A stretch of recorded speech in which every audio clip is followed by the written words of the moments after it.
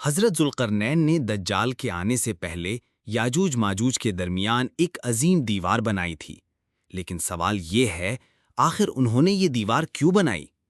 سفر کے دوران وہ دو پہاڑوں کے بیچ ایک کمزور قوم کے پاس پہنچے۔ یہ قوم ہمیشہ ایک خطرناک اور ظالم گروہ کے ظلم کا شکار رہتی تھی، اور یہ دشمن کوئی عام لوگ نہیں تھے بلکہ وہی مشہور یاجوج ماجوج تھے۔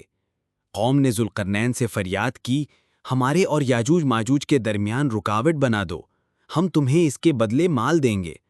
ذوالقرنین نے جواب دیا، مجھے تمہارے مال کی ضرورت نہیں، بس تم میرا ساتھ دو۔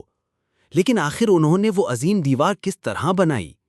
یہ جاننے کے لیے دیکھیں نیکسٹ پارٹ، جہاں آپ دیکھیں گے ذوالقرنین نے پہاڑوں کے بیچ کیسے بڑی بڑی لوہے کی چادریں رکھوائیں، پھر آگ بھڑکائی گئی، لوہا سرخ ہو کر جلنے لگا، اس پر پگھلا ہوا تانبا ڈالا گیا، اور یاجوج ماجوج کے خلاف ایک ایسی دیوار بنی جو ناقابل شکست تھی۔